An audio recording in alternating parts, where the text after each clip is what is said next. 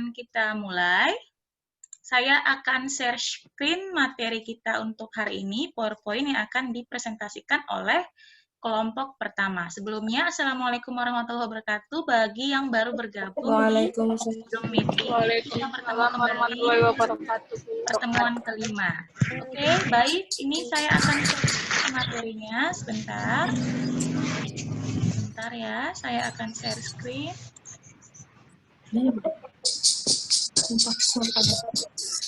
Bagi pemakalah pertama, silakan bersiap-siap. Baik, saya akan share screen sebentar.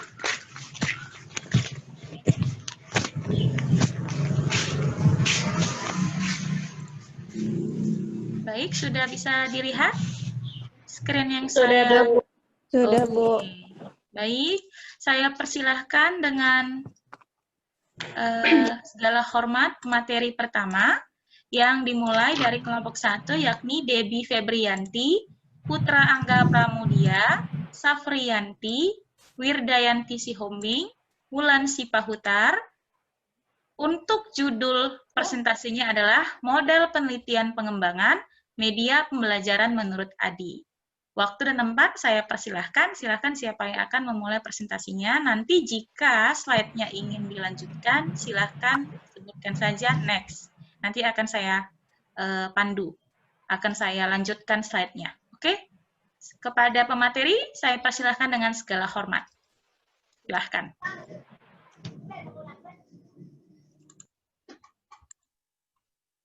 Tidak pakai moderator, Bu? Boleh, silahkan. Mau pakai moderator juga boleh. Nanti dia akan memandu tanya jawab. Saya hanya bagian kontrol slide-nya saja. Oke? Oke, moderatornya diambil dari kelompoknya ya. Baik. Oke, saya persilahkan dengan segala hormat. Waktunya kurang lebih 10 hingga 15 menit. Silahkan. Baik, terima kasih kepada Ibu Rahmi atas kesempatannya. Saya Putra Angga Pramudia dari perwakilan kelompok 1. Nah, pada materi kali ini kami dari kelompok 1 akan membahas tentang model penelitian pengembangan media pembelajaran menurut Adi. Langsung saja untuk mempersingkat waktu kepada pemateri pertama Debbie Febrianti, saya persilahkan.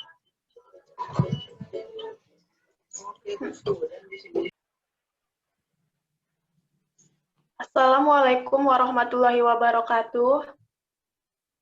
Warahmatullahi wabarakatuh. Pada moderator, baiklah saya akan menjelaskan. Pada materi ini kita akan membahas tentang yang pertama adalah konsep dasar penelitian pengembangan menurut Adi. Yang kedua adalah tahapan model penelitian pengembangan menurut Adi. Dan yang ketiga adalah hasil-hasil penelitian pengembangan media pembelajaran menggunakan model Adi. Next, Bu.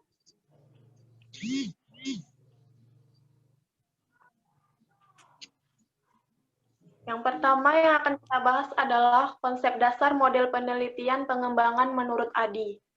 Model Adi adalah salah satu model desain sistem pembelajaran yang memperlihatkan tahapan-tahapan dasar sistem pembelajaran yang sederhana dan mudah dipelajari dan diterapkan. Model Adi pertama kali muncul pada tahun 1990-an yang dikembangkan oleh Reiser dan Mollenda. Next, Bu.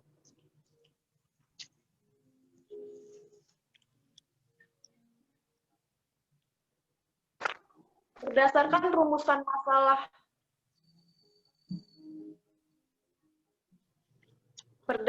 rumusan masalah yang telah dikemukakan, maka jenis penelitian yang digunakan dalam penelitian ini adalah penelitian pengembangan yang menghasilkan produk berupa media pembelajaran. Metode penelitian yang digunakan untuk menghasilkan suatu produk tertentu dan menguji keefektifan produk tersebut. Terima kasih. Saya kembalikan kepada moderator. Terima kasih kepada Debbie atas materi yang telah dipaparkan. Selanjutnya untuk pemateri kedua, saya persilahkan kepada Saudari Wulan Sipahutar. Kepada Saudari, saya persilahkan. Baiklah, terima kasih kepada moderator. Di sini saya akan melanjutkan materi dari Saudari Debbie, yaitu tahapan model penelitian pengembangan menurut Adi, di mana dalam tahap model desain ini ada 5 tahap, yaitu yang pertama analisis, yang kedua itu desain, yang ketiga development atau pengembangan, yang keempat implement atau implementasi, dan yang terakhir evaluation atau evaluasi. Next.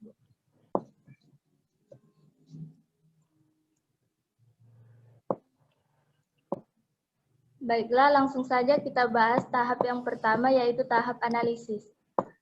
Di mana tahap ini adalah suatu proses mendefinisikan apa yang akan dipelajari oleh peserta belajar. Langkah dalam tahap ini ada 2 tahap, yaitu analisis kerja dan yang kedua analisis kebutuhan. Next, Bu.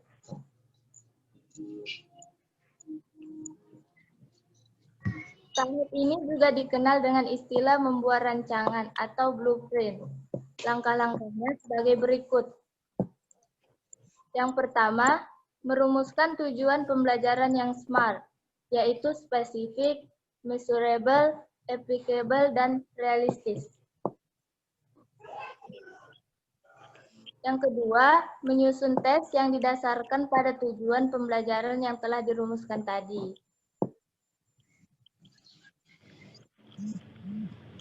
Dan yang ketiga yaitu menentukan sumber atau bahan-bahan belajar berdasarkan tujuan pembelajaran. Dan yang terakhir yaitu menentukan model, metode, strategi, dan teknik pembelajaran. Baiklah, sekian materi dari saya kembalikan kepada moderator. Terima kasih Pak Utar atas materi yang telah dipaparkan. Selanjutnya untuk permateri ketiga ada Safrianti. Kepada Saudari Safrianti, saya persilakan. Terima kasih kepada moderator. Saya Safrianti. Di sini saya akan menjelaskan tentang development. Development adalah proses mewujudkan blueprint atau desain tadi menjadi kenyataan. Pada tahap ini dikembangkan learning mata pelajaran TIK yang berbasis web. Hal pertama yang dilakukan dalam pengembangan produk adalah menganalisis pengguna sistem dan hal-hal apa saja yang bisa dilakukan pengguna pada sistem. Next, Bu.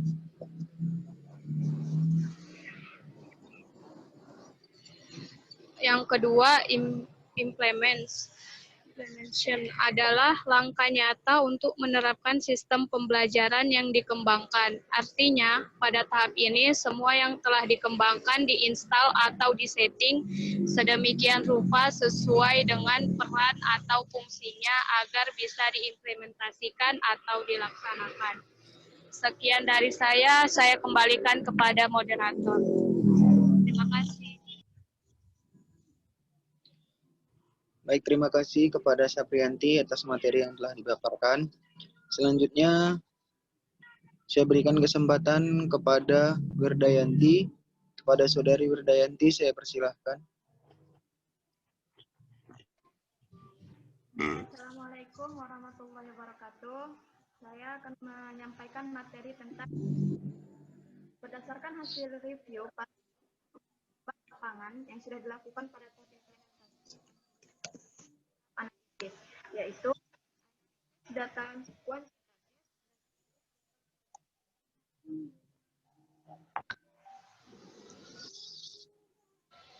Suaranya tidak jelas, Wirdayanti. Suaranya tidak jelas, mungkin agak lebih gede lagi, putus-putus. Bisa diulangi? Evaluation. Berdasarkan hasil review, para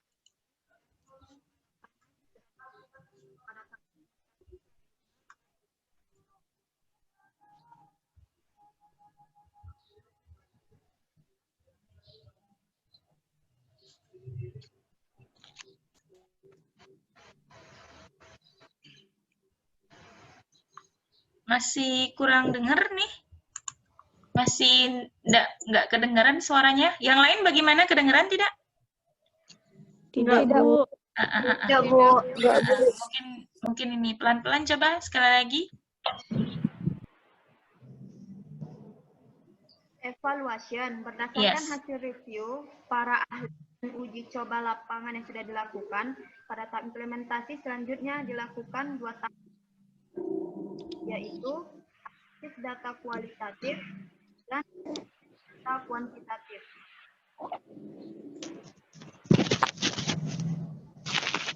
Yang ketiga yaitu hasil-hasil penelitian pengembangan media pembelajaran menggunakan model ADDIE.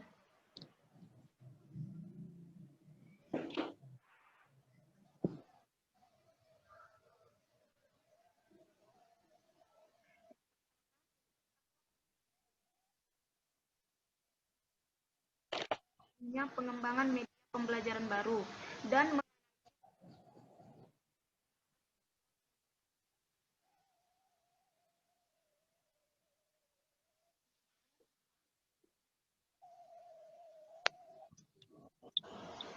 yaitu menyusun rencana pembuatan media yang diawali dengan menyusun.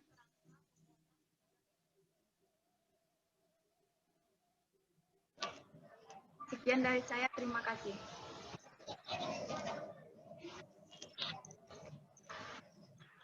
Baik, terima kasih kepada Wirdayanti atas materi yang telah dipaparkan. Dan materi terakhir akan saya bacakan sendiri. Itu 3 tahap pengembangan. Peneliti menggabungkan bahan-bahan yang sudah terkumpul, membuat angket validitas produk untuk ahli media dan ahli materi. Validasi desain media pembelajaran pop-up book yang dilakukan oleh ahli media dan ahli materi. Setelah mendapat masukan dari para ahli validasi, maka diketahui kelemahannya. Next.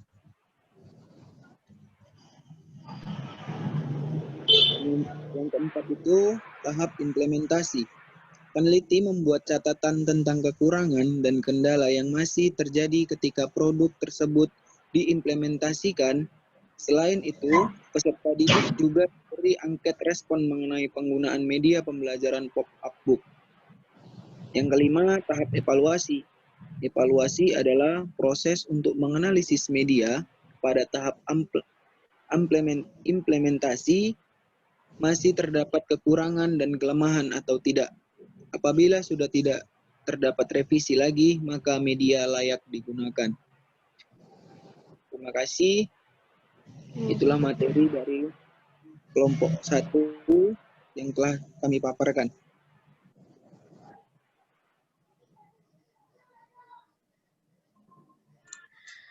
Baik, terima kasih banyak kepada pemakalah yang sudah memaparkan materi tentang model penelitian pengembangan media pembelajaran menurut ADDIE. Ya, sudah dijabarkan juga tahapan-tahapan bagaimana mengembangkan media pembelajaran menurut model penelitiannya si ADDIE.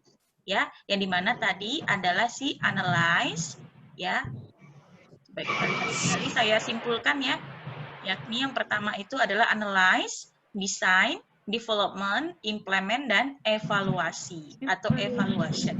Nah, kita akan buka sesi tanya jawab. Saya kembalikan kepada moderator untuk memandu sesi tanya jawab mengenai materi yang sudah dipresentasikan untuk hari ini. Nanti di akhir sesi akan saya rangkum kembali apa saja yang telah didiskusikan bersama teman-teman yang lainnya.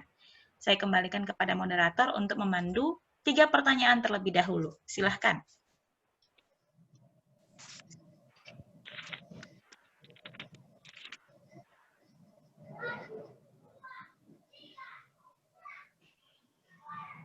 Moderator masih unmute. Oke, silahkan.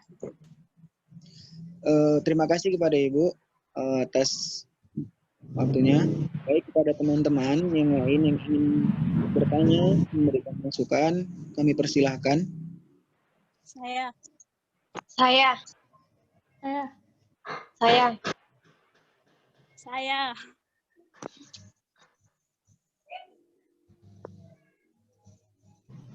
Baik,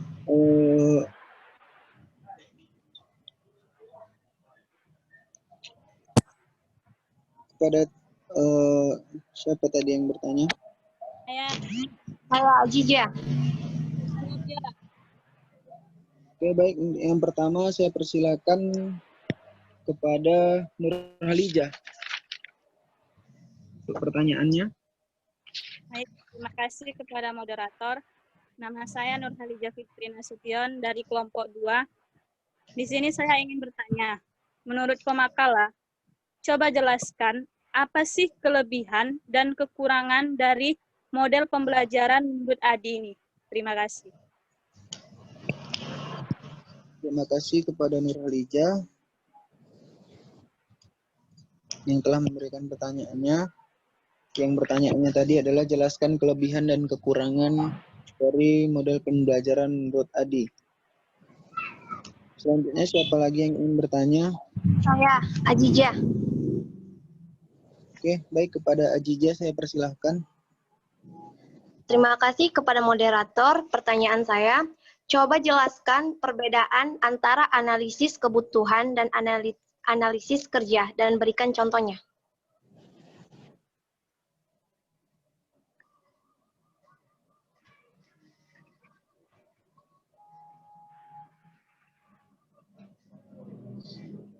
Baik, terima kasih kepada Ajija atas pertanyaannya. Baik, kepada teman-teman ada lagi satu pertanyaan lagi. Saya Alisa. Ya, Poppy, saya persilakan. Ya, terima kasih pada moderator. Di sini saya Yulianti dari tadi di makalah sudah dijelaskan bahwasannya model pengembangan ADI ini adalah sistem pembelajaran yang sederhana. Nah, coba sebutkan contoh produk yang digunakan dalam sistem pembelajaran sederhana ini. Seperti apa dan apakah memang bagus untuk diterapkan kepada siswa atau tidak? Terima kasih. Baik, terima kasih kepada Poppy. Masih pada Poppy pertanyaannya. Nah, tadi sudah ada 3 teman kita yang bertanya, yaitu Nurhalijah Fitri Nasution, Aziza Gustina, dan Poppy Yulianti. Nah, pertanyaan mereka untuk pertanyaan Nurhalijah tadi, saya rangkum kembali pertanyaannya. Yang pertama, jelaskan kelebihan dan kekurangan dari model ADI. Yang kedua itu jelaskan perbedaan analisis kebutuhan dan analisis kerja dan berikan contohnya. Untuk pertanyaan dari Poppy yaitu sebutkan contoh produk dari model ADI yang apakah produk tersebut bisa digunakan untuk peserta didik. Nah, baik, kami akan coba mencari jawabannya satu persatu. Berikan waktu pada kelompok kami. Oke, baik. Untuk memberikan waktu kepada kelompok 1 untuk menjawab pertanyaan-pertanyaan tadi, ya. Nah, di sini akan saya sampaikan sedikit, sekaligus saya review sedikit, biar nggak terlalu panjang kita waktu menunggu ya, karena limited time juga menggunakan Zoom meeting. Di sini yang akan saya komentari yang pertama adalah mengenai penjelasan materi dan apakah materi sudah sesuai dengan judul yang sudah saya berikan di awal. Oke.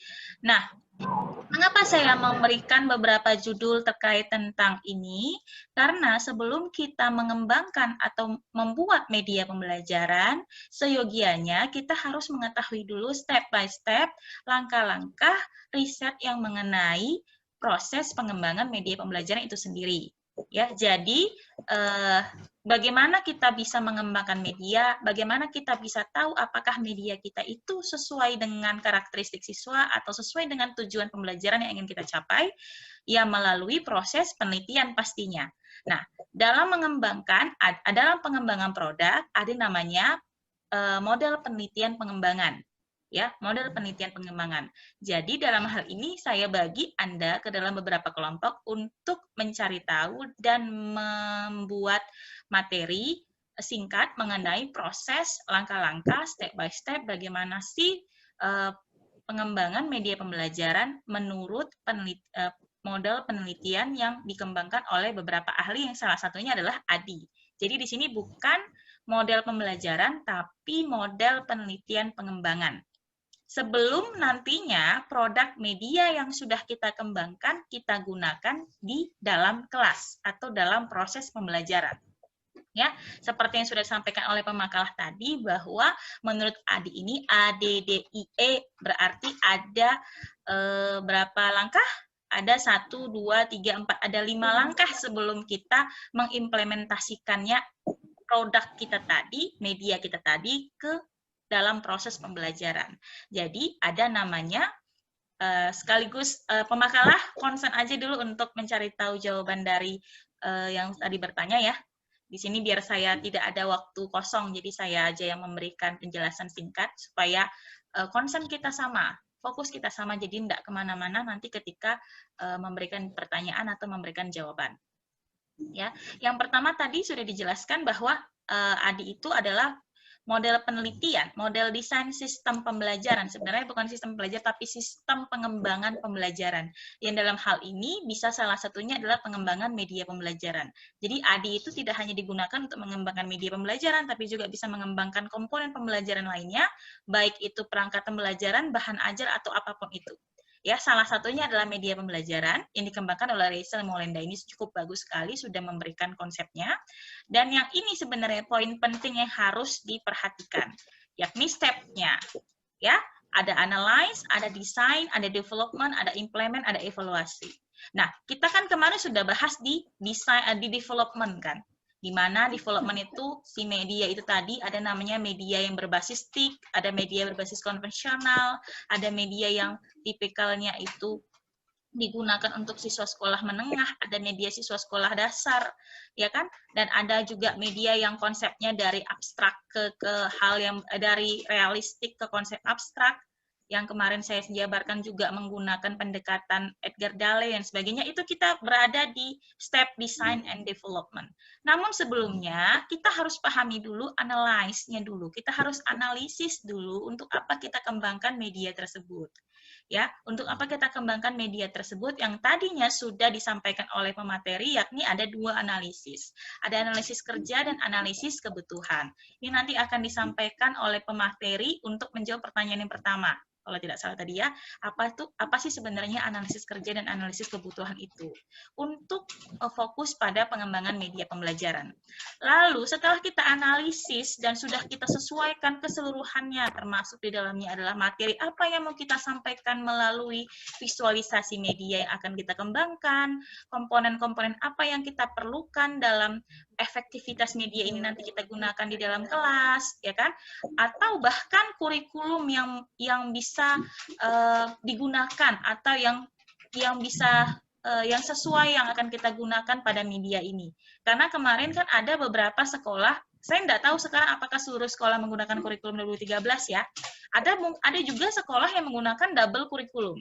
Ya kan, ada yang dia menggunakan kurikulum nasional, ada juga dia menggunakan kurikulum kerjasama, misalkan kurikulum, kalau dia di pesantren berarti dia menggunakan kurikulum dari Kemenak, ya kan? Ada juga yang dia dari sekolah internasional, berarti dia menggunakan kurikulum pendidikan internasional yang dia gunakan, misalkan yang Cambridge kah, atau yang dari Singapura kah, berarti kan dia double kurikulum. Itu juga kita harus sesuaikan. Dan itu semua kita kupas tuntas di analisis, termasuk kompetensi dasar apa yang mau kita gunakan untuk kita visualisasikan dalam media yang akan kita kembangkan.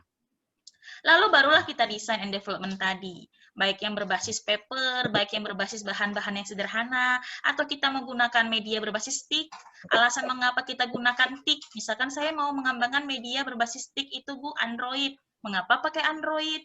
Nah, kenapa tidak pakai yang lain? Apakah media Android tadi itu bisa digunakan untuk sekolah yang mau kita tuju?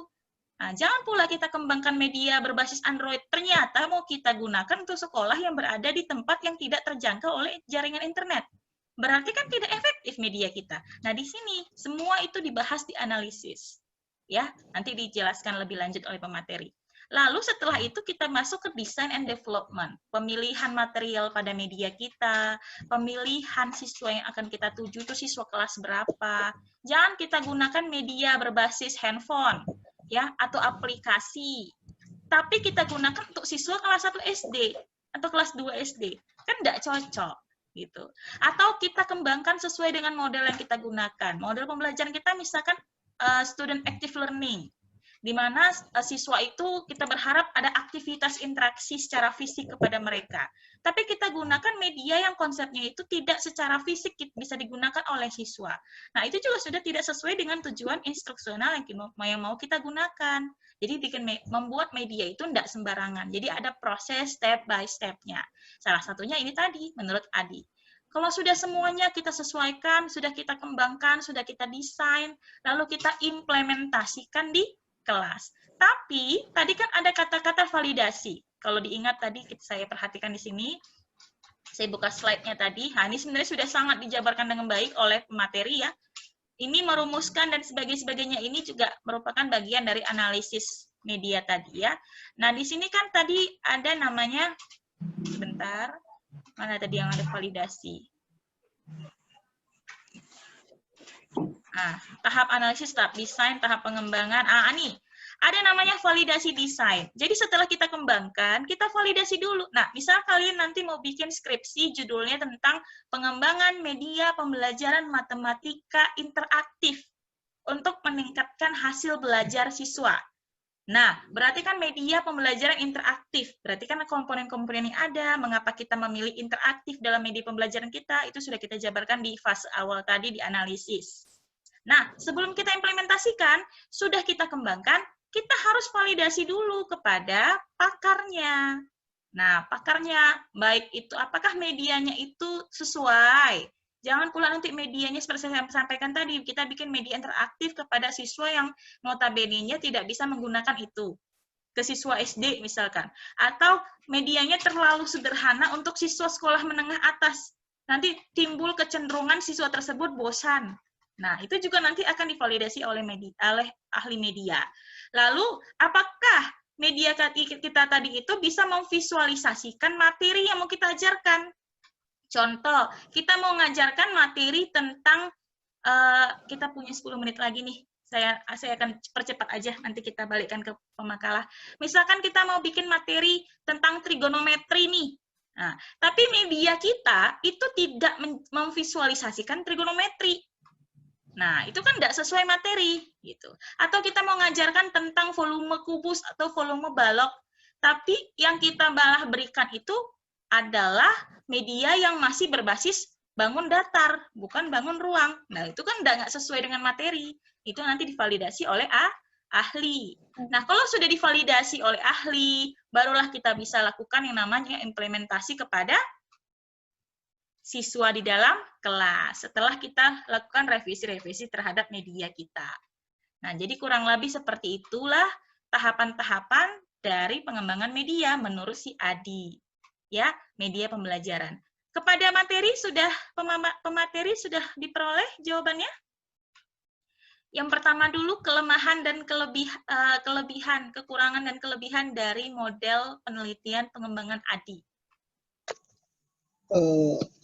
Baik, terima kasih. Iya, saya serahkan kepada moderator. Kita punya waktu 8 menit lagi. Ya, Bu.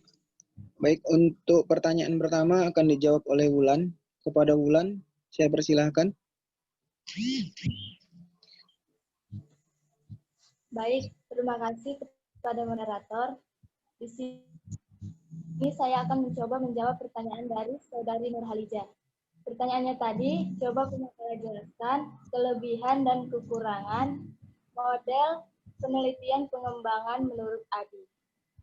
Baiklah, kelebihannya itu yaitu kita ketahui bahwa model desain ini adalah model yang sangat sederhana dan sifatnya itu yaitu sistematis. Artinya, sistematis itu yaitu tahapan-tahapan dalam model ini saling berkaitan satu sama lain, sehingga lebih mudah dipahami oleh para pendidik. Sedangkan kekurangannya itu yaitu model desain ini kita ketahui dalam tahap analisis ada dua komponen yang harus dilakukan, yaitu analisis kerja dan analisis kebutuhan.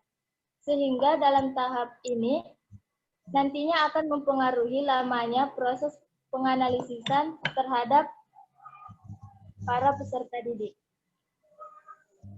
sebelum tahap pembelajaran dilaksanakan. Mungkin sekian dari saya kembalikan kepada moderator.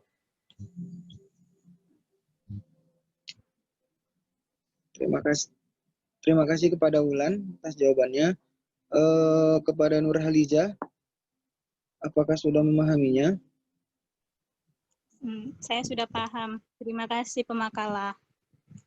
Baik, terima kasih kepada Nurhaliza. Untuk pertanyaan kedua, kepada Debbie. Untuk pertanyaan kedua, pertanyaan dari Saudari Aziza akan dijawab oleh Debbie. Pada Debbie saya persilahkan.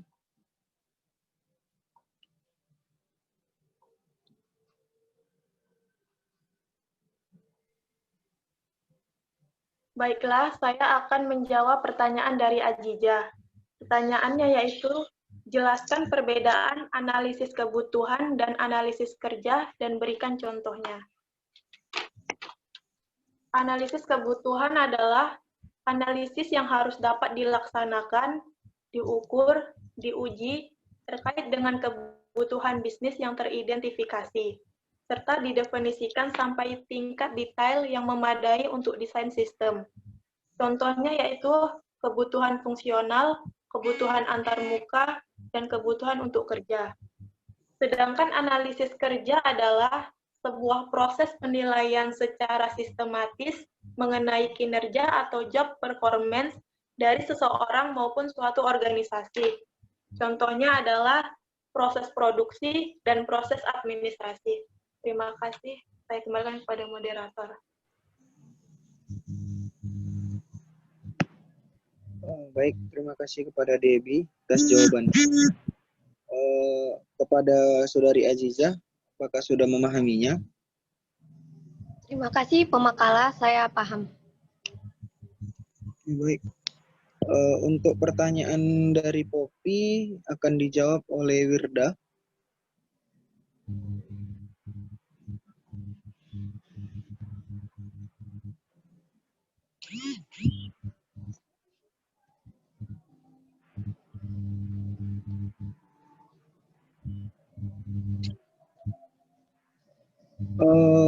Untuk pertanyaan dari Poppy masih dicari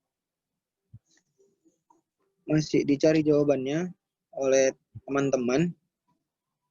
Mohon untuk waktunya.